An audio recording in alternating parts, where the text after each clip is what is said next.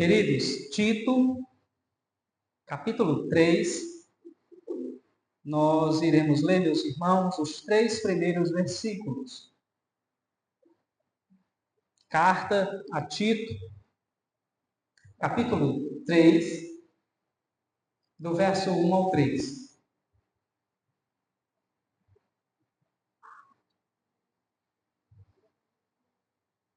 Amém? Tito, capítulo 3, do versículo 1 ao versículo 3.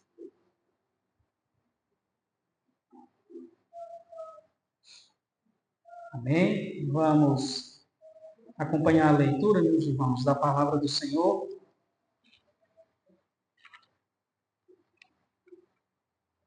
Que diz assim: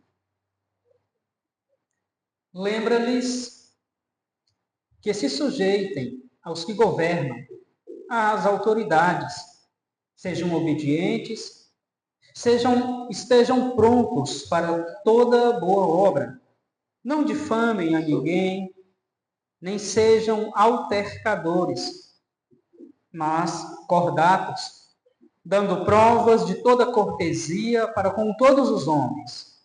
Pois nós também, outrora, éramos nécios, desobedientes, desgarrados, escravos de toda sorte de paixões e prazeres, vivendo em malícia e inveja, odiosos e odiando-nos uns aos outros. Até aí, meus amados irmãos, vamos mais uma vez orarmos ao Senhor.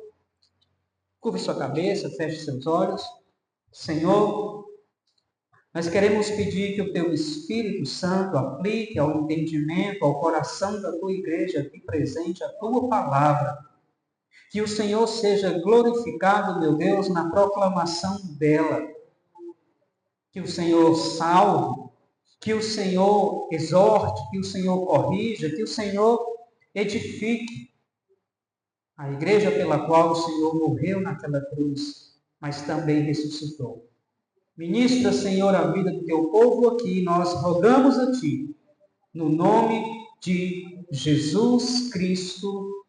Amém. Podem sentar, meus queridos irmãos. Irmãos, dando prosseguimento à série de sermões aqui na carta de Tito, nós chegamos no último capítulo, capítulo 3. E essa carta, como nós já sabemos, irmãos, ela foi escrita entre os anos 62 e 64 depois de Cristo. E ela também é escrita no espaço de tempo entre a primeira carta a Timóteo e a segunda. O apóstolo Paulo escreve a primeira carta a Timóteo, em seguida escreve a Tito. Posteriormente, a segunda carta a Timóteo. E aqui em Tito, meus amados irmãos, nós percebemos que há uma profunda conexão entre a teologia e a vida. Ou seja, entre a teoria e a prática. Entre a doutrina, o ensino, e o nosso dever enquanto servos de Deus. A nossa responsabilidade. Nós vimos que no capítulo 1, a palavra do Senhor tratou do dever do crente, do cristão, em relação à igreja. No capítulo 2, Tito trata do dever do crente em relação à sua família. E aqui, no capítulo 3, já caminhando para o final da carta, é ensinado a nós.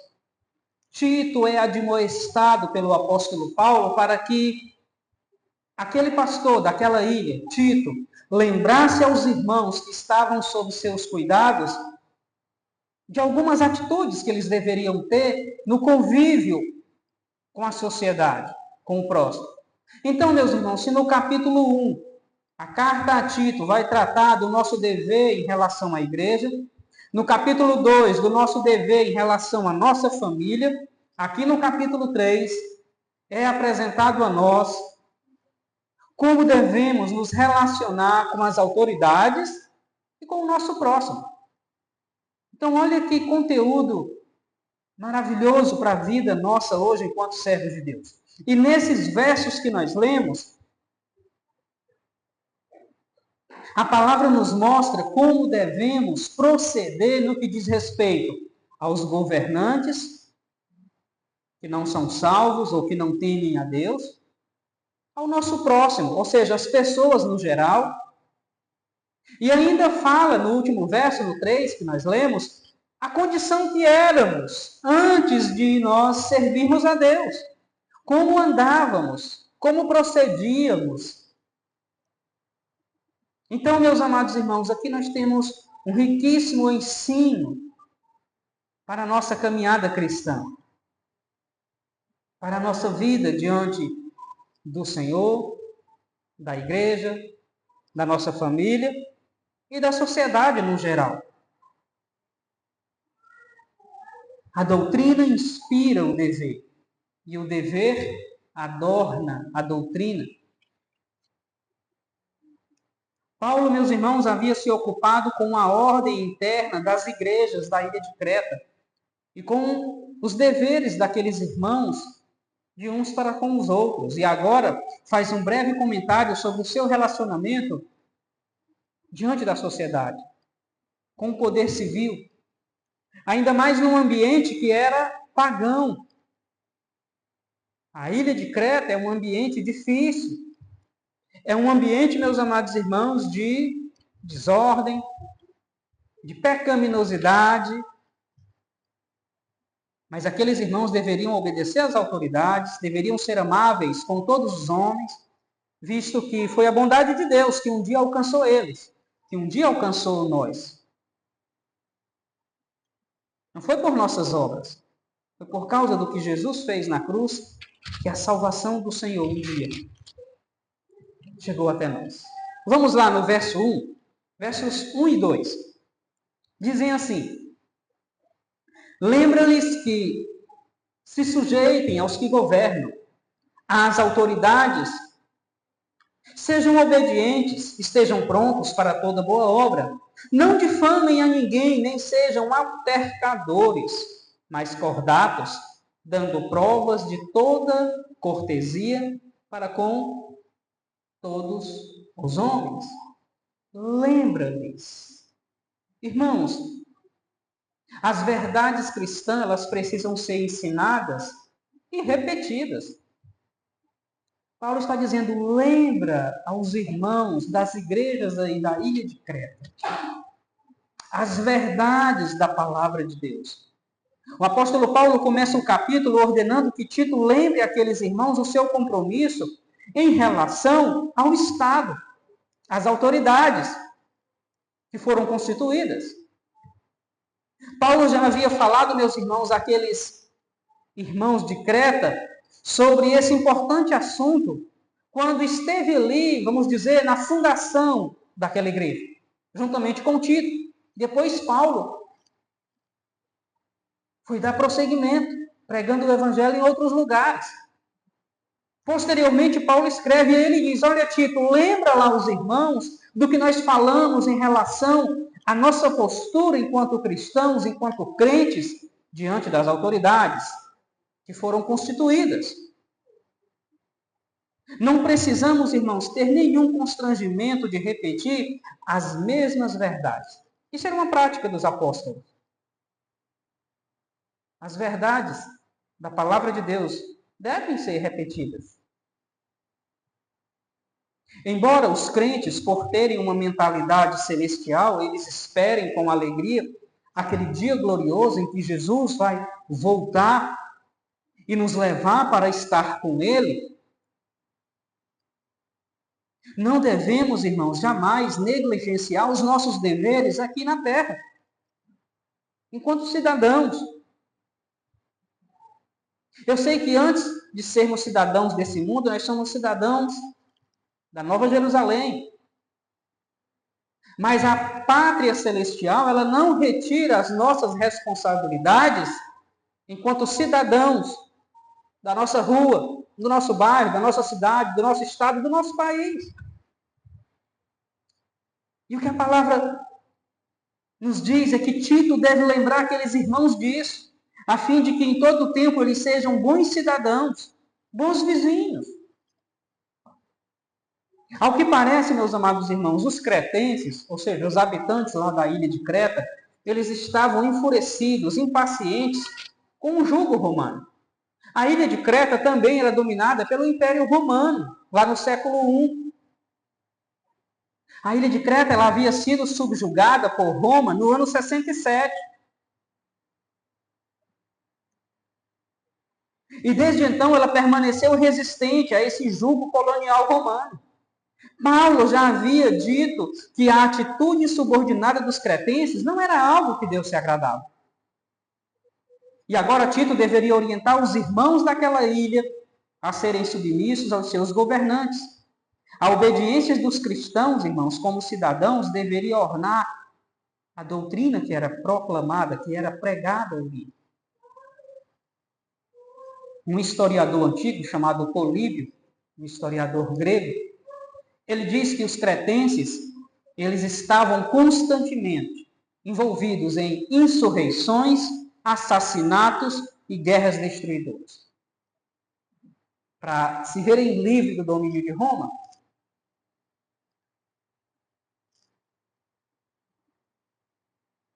Mas é interessante porque o mesmo apóstolo Paulo, quando escreve aos Romanos, a carta aos Romanos, ele diz, meus irmãos, que não há autoridade que não seja instituída por Deus. Romanos 13:1. Então, essa ordem de Paulo ela foi dada em virtude das tensões sociais e políticas que pairavam sobre a ilha de Creta. Quando no verso 1 a palavra diz, lembra-lhes, ó Tito, que eles se sujeitem aos que governam, às autoridades. Paulo estava lembrando do dever dos irmãos das igrejas de Creta, e assim também dos cidadãos, aqueles que ainda não serviam a Deus, de serem submissos a Roma, de observarem o que diziam as autoridades.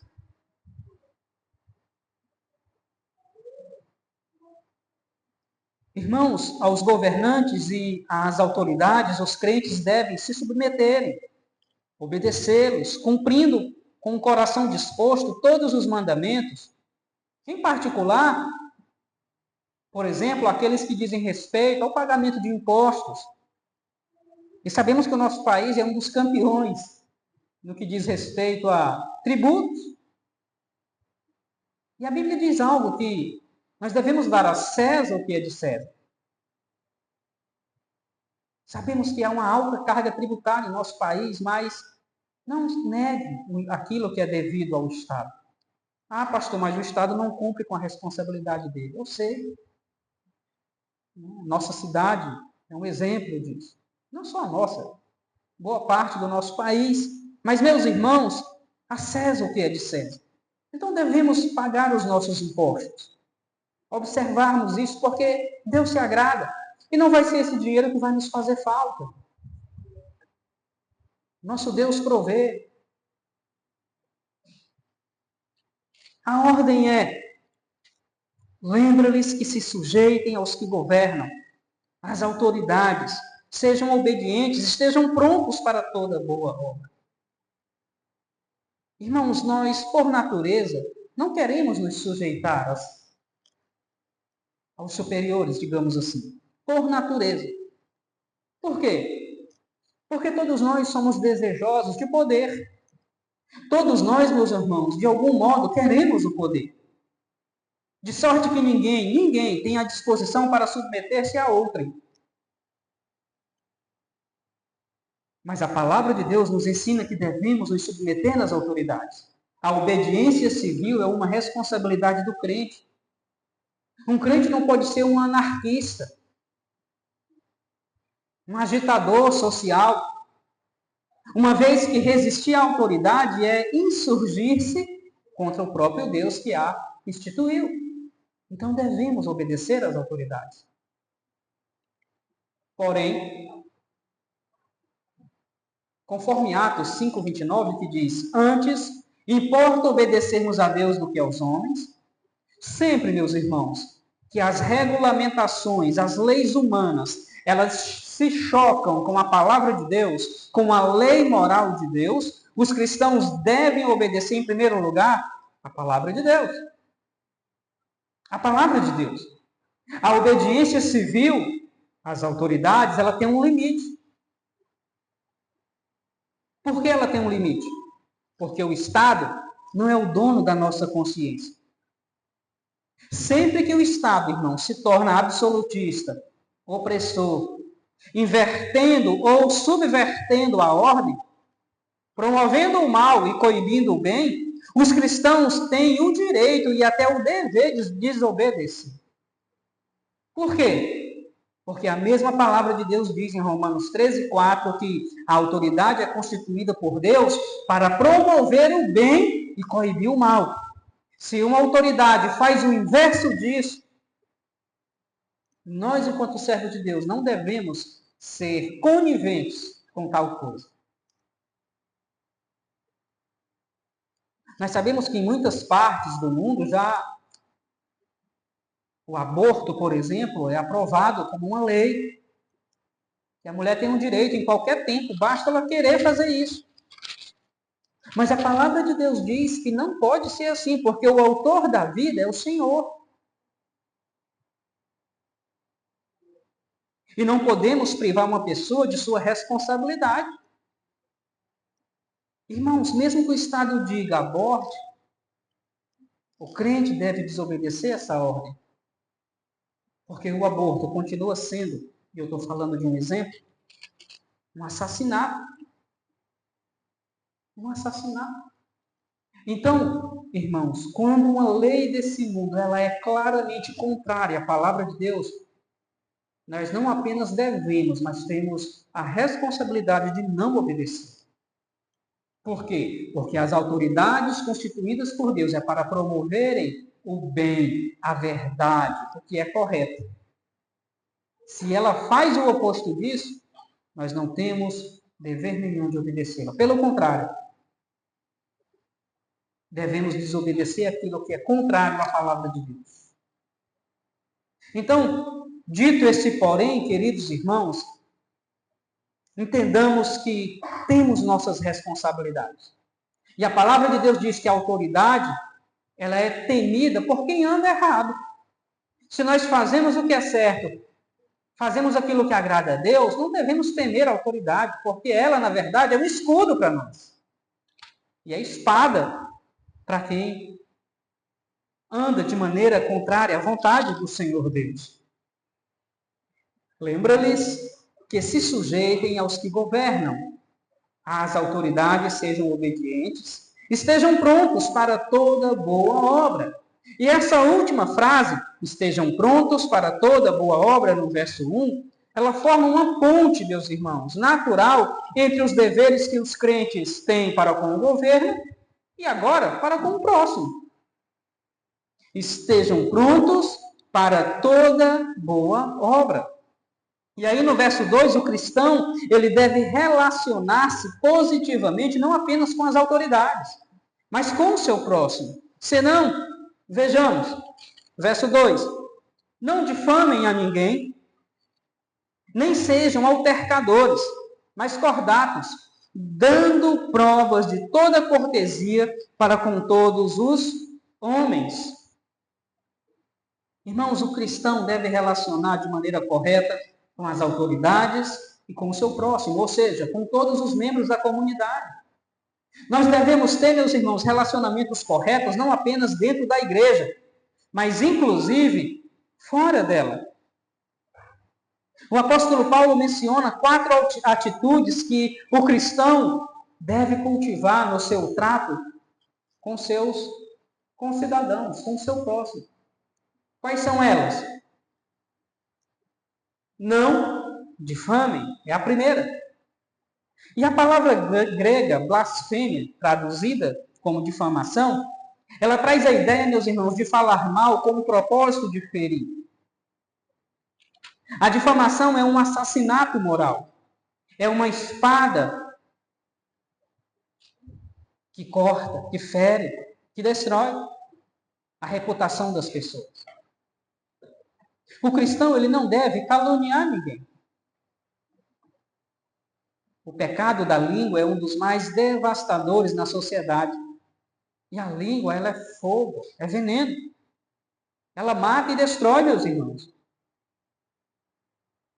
Assim, aqueles que nasceram de novo, meus queridos irmãos, que servem a Deus, que nasceram da água e do Espírito, não devem falar de qualquer maneira. Antes, devem pedir ao Senhor sabedoria no seu falar. Nós que fomos alvos da benignidade de Deus, meus queridos, não podemos ser instrumento da maldade para ferir as pessoas. Segundo, não difamem a ninguém, nem sejam altercadores. Irmãos, altercar é criar confusão. É provocar contendas, envolver-se em discussões que ferem as pessoas e destroem relacionamentos. Nós devemos pavimentar o caminho do diálogo, em vez de sermos geradores de conflitos, de confusão. Irmãos, nós que já fomos reconciliados com Deus, devemos buscar também a reconciliação. A reconciliação com as pessoas, em vez de ser altercador, causador de confusão.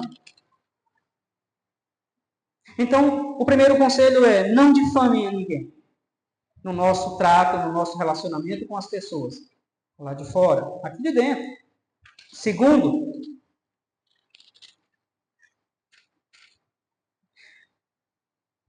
nem sejam altercadores. Terceiro, sejam cordatos. Irmãos, o que é uma pessoa cordata? A palavra grega para cordato em português é epiex, literalmente cordato, e descreve a pessoa que não se atém somente à lei. Então, o que é uma pessoa cordata, epiex? É aquela pessoa que está pronta, irmãos, a temperar a justiça, não só com a justiça, mas com a misericórdia também. O homem, a mulher, epiex, cordato, é aquele que, mesmo tendo o direito de usar a justiça, opta por agir com misericórdia. E o cristão precisa ser uma pessoa assim, polida. Precisamos tratar uns aos outros com dignidade, com respeito. Precisamos viver, irmãos, em paz uns com os outros. Ser cordato é isso. É nem sempre usar só a justiça, mas temperar a justiça com a misericórdia. E o quarto conselho é: dando provas de toda cortesia para com todos os homens. Em outras palavras, isso é ser manso. A palavra grega, irmãos, prauteta, usada pelo apóstolo, vem de praus, ou seja, manso. E o que é uma palavra mansa, meu? O que é uma pessoa mansa, meus irmãos? O que significa essa palavra? Ela descreve a pessoa cujo temperamento está sob controle. O que a mansidão não é, meus irmãos? Mansidão não é um atributo natural. Não é uma simples virtude. Ela é graça de Deus. Mansidão, irmãos, não é alguém frouxo. Ou que fica impassível, sem saber o que fazer diante dos problemas. Não. Ser manso não é ser tímido. Ser manso não é ser covarde. Não é manter a paz a qualquer custo. Isso também não é ser manso. Ah, uma pessoa mansa nunca vai se irar. Não, não é isso também. Mas, meus irmãos, a mansidão, ela não é um sinal de fraqueza, mas de verdadeira força. A palavra diz que são os mansos e não os fortes ou os violentos que herdarão a terra. O Senhor Jesus ensinou isso no Sermão da Montanha. Uma pessoa mansa é aquela pessoa, irmãos, que entregou os seus direitos a Deus. Que espera confiantemente nele. Isso é uma pessoa mansa. Não é alguém frouxo, trouxa, não é alguém tímido. Não. É alguém que entregou os seus direitos a Deus e sabe que o Senhor é o seu juiz. E assim, meus queridos, chegamos no verso 3, que diz assim: pois nós também, outrora, éramos nécios, desobedientes, desgarrados, escravos de toda sorte de paixões e prazeres, vivendo em malícia e inveja, odiosos e odiando-nos uns aos outros. Queridos,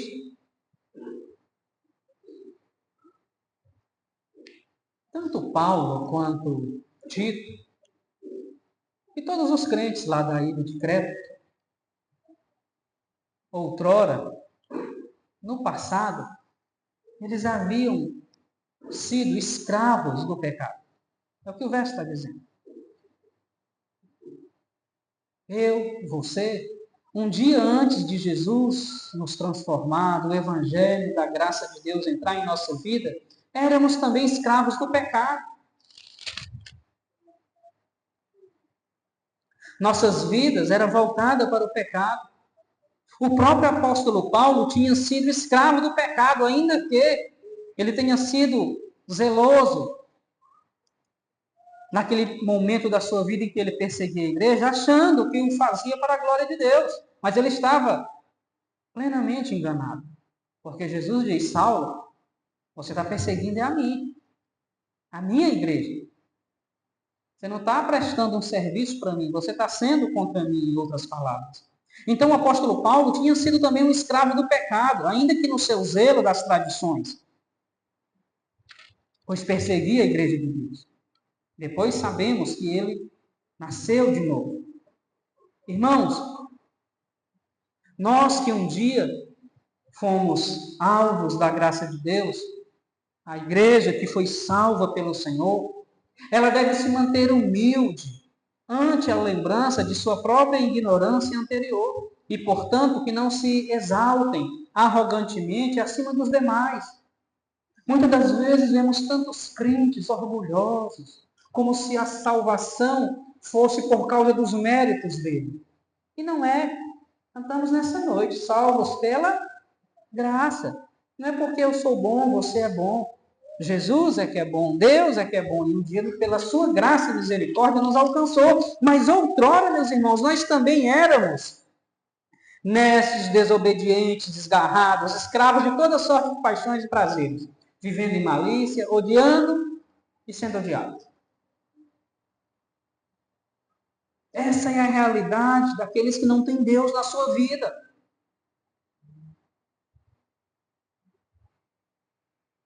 Um dia a palavra de Deus entrou em nosso coração, Jesus nos salvou. E o que sucedeu a nós pode suceder àqueles que hoje estão na situação aqui do verso 3. E eles podem fazer parte da igreja de Deus e amanhã serem enxertados nela. E com seus erros corrigidos, poderão vir a participar dos dons divinos que atualmente não possuem. Jesus ainda não voltou porque ainda há muitos irmãos que serão adicionados à igreja, salvos. Não quer dizer também que todo cristão, no seu passado, tenha cometido toda essa lista de pecados aqui. Mas que, em vez disso,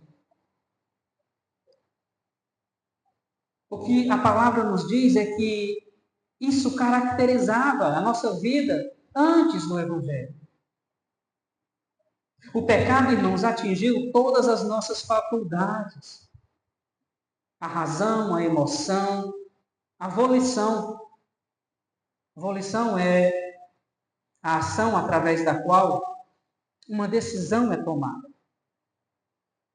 Tudo isso o pecado atingiu no ser humano. Nós estávamos perdidos e condenados.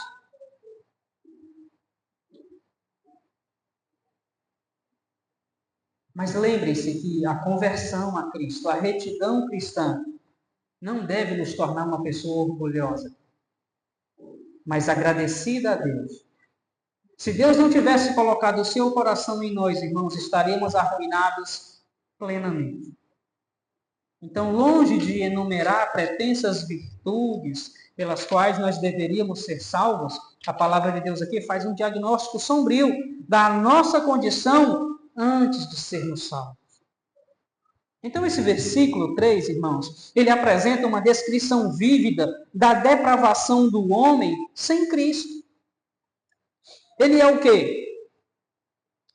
Pois nós também, outrora, ou seja, antes da conversão, éramos nécios, desobedientes, desgarrados, escravos de toda sorte de paixões e prazeres, vivendo em malícia e inveja, odiosos e odiando-nos uns aos outros. Essa é a situação daqueles que ainda não têm Cristo, meus irmãos. O que é uma pessoa nécia?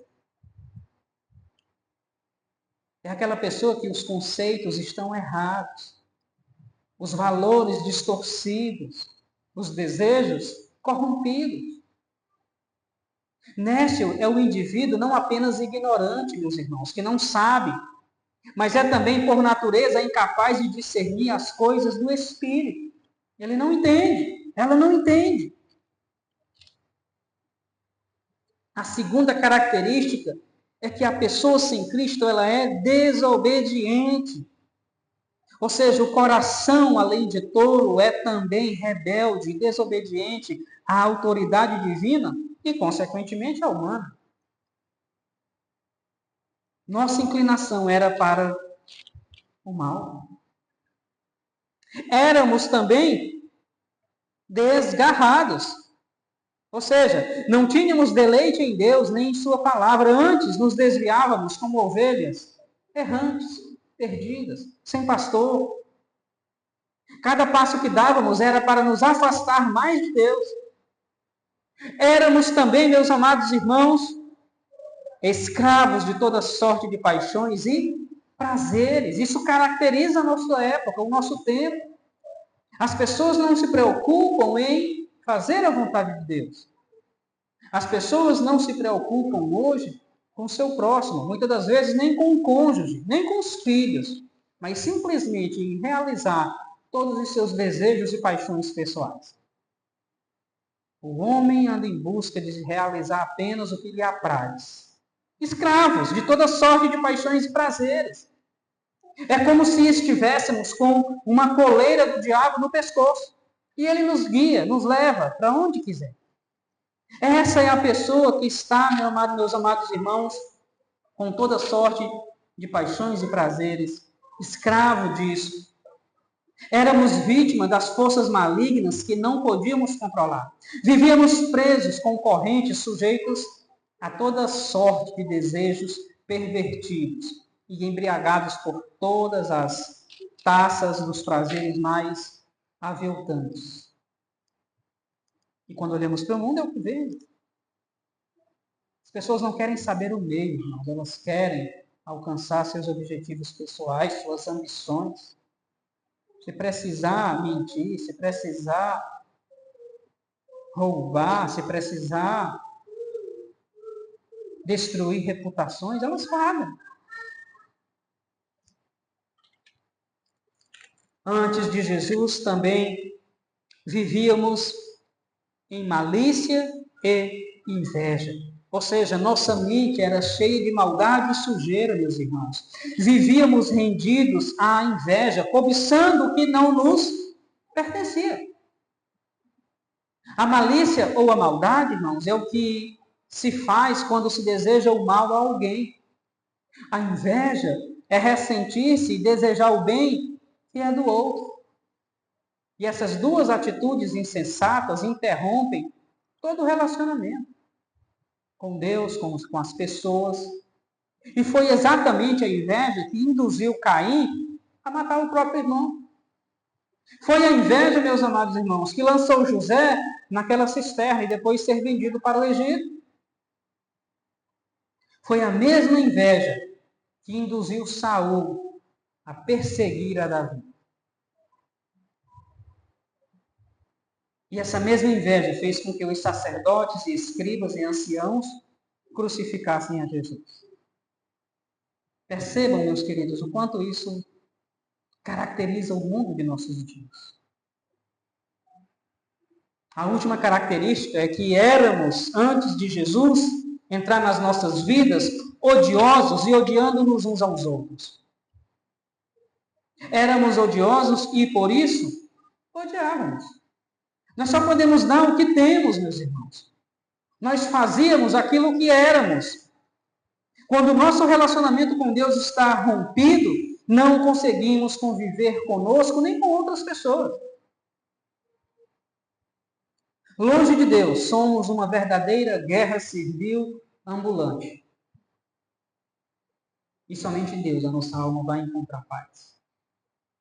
Irmãos, foi tudo isso que, ou foi de tudo isso que um dia o nosso Deus e Pai nos livrou em Cristo Jesus.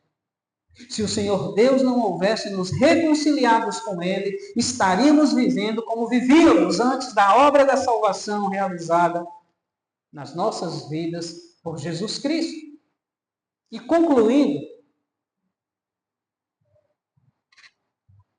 conforme lemos nesses 3 versos, e querendo o Senhor nosso Deus, no próximo domingo, daremos prosseguimento do verso 4 até o 7. Mas no texto que lemos hoje, Tito 3, do 1 ao 3, vemos aqui a responsabilidade desse servo do Senhor de lembrar aquelas igrejas da ilha de Creta quanto à necessidade de uma conduta cristã, tanto em relação aos próprios irmãos dentro da igreja, quanto aos não crentes lá fora. Segundo, meus irmãos, a pregação da igreja primitiva ela não era limitada apenas à salvação, mas ela incluía instruções concernentes às implicações da salvação na nossa vida. Ou seja, se o Deus que me salvou em Cristo Jesus não quer que eu, enquanto cidadão desse mundo, não cumpra com minhas responsabilidades. A nossa cidadania celestial não anula a nossa cidadania enquanto humanos, terráqueos. Então nós temos responsabilidades nesse mundo, na nossa cidade, no nosso bairro, e enquanto cidadãos devemos proceder corretamente. Devemos produzir um impacto positivo na vida da sociedade. E a vida cristã trata do nosso correto relacionamento com Deus, com o próximo e com as autoridades. Terceiro, meus amados irmãos, nós não podemos cooperar com o Estado, com as autoridades, se eles reverterem o seu dever, que foi dado por Deus. Como que eles revertem o dever deles? Como que as autoridades, o próprio Estado, revertem, mudam o dever deles, que foi dado por Deus? Quando eles promovem o mal, em vez de puni-lo. Quando eles se opõem ao que é bom, em vez de recompensá-lo e promovê-lo. A oração pelas autoridades, escrita pelo mesmo apóstolo Paulo em 1 Timóteo 2, do 1 ao 2, e a obediência às suas instruções, não significam, irmãos, aceitar passivamente atos condenáveis do governo, e muito menos sacramentá-los. Quem ora pelas autoridades coloca-se sob o senhorio e o tribunal de Deus, em primeiro lugar. Então, quando leis humanas afrontam a palavra de Deus, nós não devemos obedecer tais leis. Nesse sentido, aí sim, lembramos de Atos 5:29. Primeiro obedecemos a Deus. Deus é a autoridade suprema sobre a vida da igreja, não é o Estado. A igreja deve obedecer ao Estado e às autoridades? Sim, quando eles cumprem com aquilo que lhes foi ordenado por Deus fazer, que é promover o bem, a verdade, a justiça. Se as autoridades não fazem isso, elas não estão fazendo aquilo para o qual foram designadas. Paulo, meus irmãos, jamais se esqueceu do que ele foi antes de Cristo entrar na sua vida. E isto o levava a ter compaixão daqueles que ainda não eram salvos. A nossa correta relação com as autoridades e com as demais pessoas é consequência do nosso correto relacionamento com Deus. Que nós, meus irmãos, enquanto cidadãos desse mundo, vivamos para a glória de Deus. Vivamos de tal forma que Deus seja glorificado. Que o Senhor aplique essa palavra às nossas vidas. E que nós, irmãos, enquanto igreja de Cristo, saibamos daquilo que é nossa responsabilidade. Primeiro, enquanto cidadãos dos céus. E segundo, enquanto cidadãos deste mundo. Que o Senhor aplique essa palavra à nossa vida. Vamos nos pôr de pé. Vamos orar ao Senhor.